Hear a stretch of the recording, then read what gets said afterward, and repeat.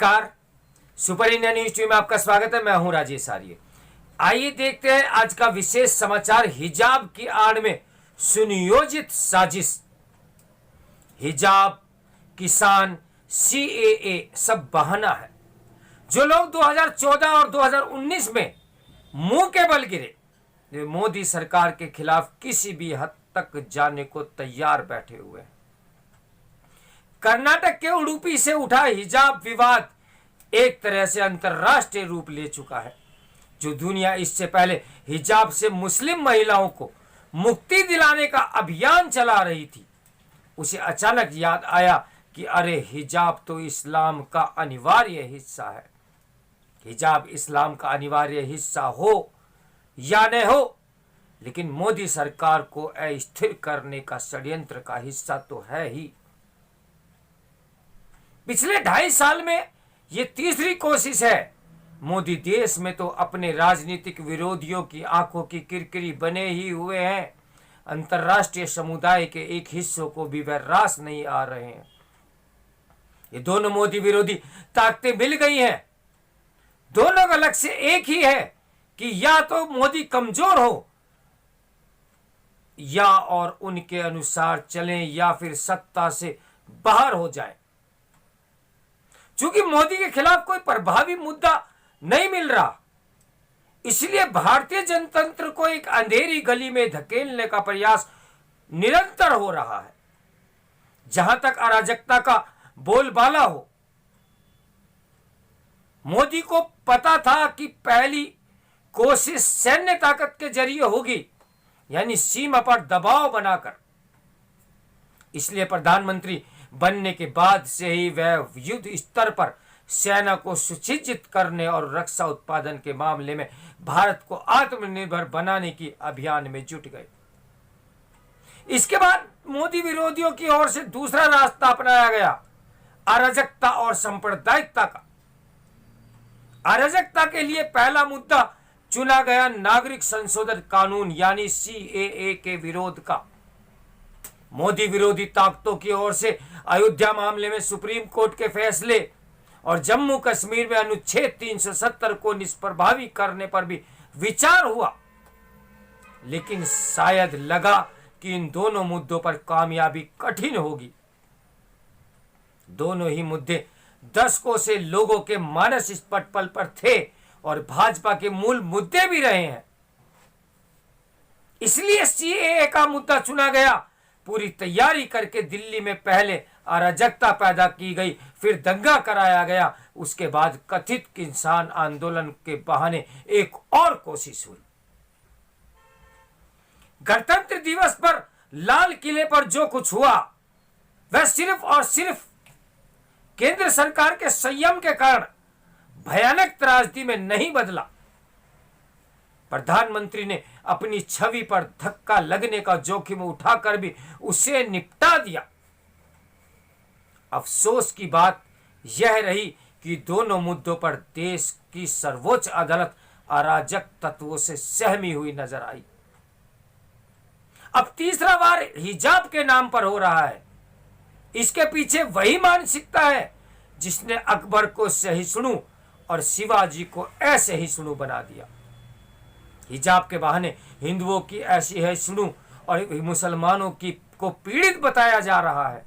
जो तत्व यह सब कर रहे हैं, देश को जोड़ने की हर कोशिश के प्रति संदेह का माहौल बनाते हैं और तोड़ने वाले हर काम को कभी पंथ निरपेक्षता और कभी अल्पसंख्यकों के अधिकारों की चिंता के रूप में पेश करते हैं।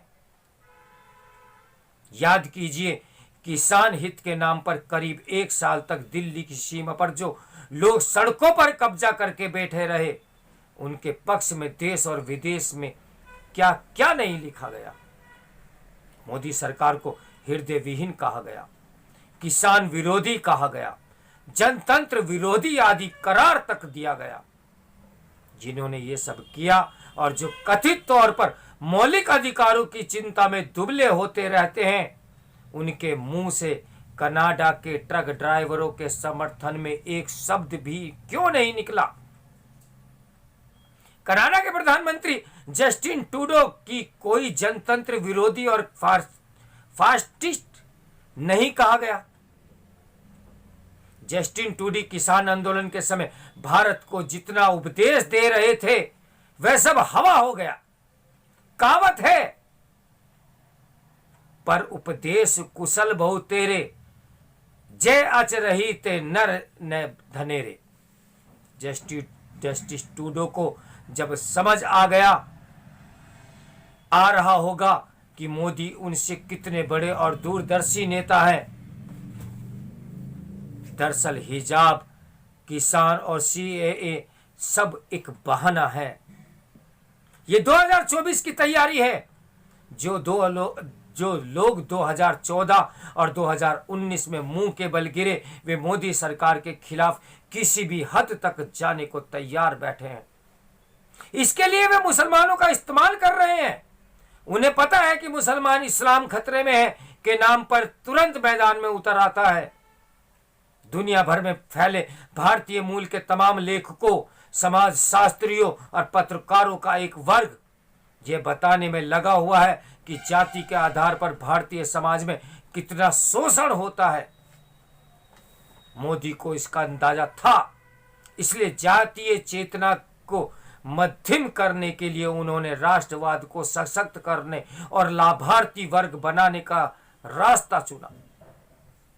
एक और तरीका है जिसे उन्होंने गुजरात में आजमाया था, वह यह है कि शहरीकरण की रफ्तार बढ़ाना।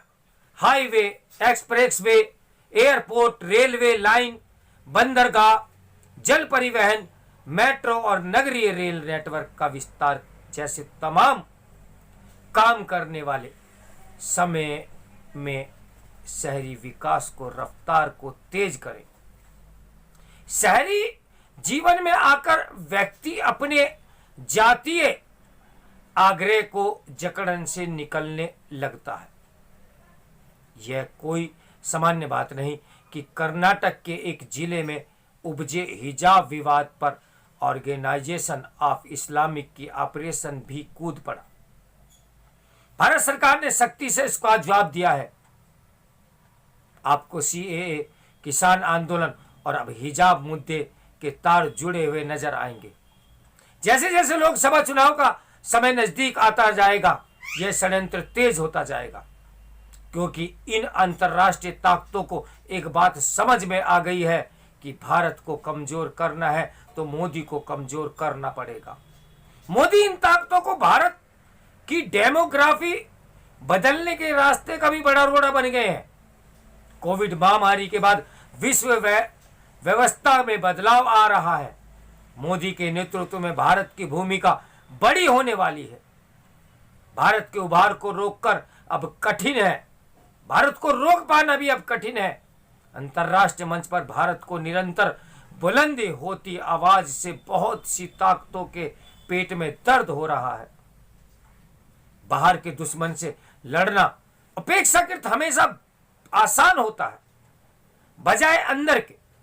इसलिए मोदी के सामने चुनौती बड़ी भी है और कठिन भी। इसलिए वक्त की जरूरत है कि देश भीतर घातियों से सावधान रहे। भीतर का दुश्मन हमेशा दोस्त का चोला पहनकर आता है। जब तक आपको समझ में नहीं में आता है, तब तक बहुत देर हो चुकी होती है। तो जागिए इससे पहले कि देर हो जाए। इस समाचार के लेखक हैं राजनीतिक विश्लेषक एवं वरिष्ठ स्तंभकार प्रदीप सिंह। तो मेरे साथ बने रहिए सुपर इंडियन न्यूज टीवी की ब्रेकिंग न्यूज के लिए। नमस्कार, मैं हूं राजेश।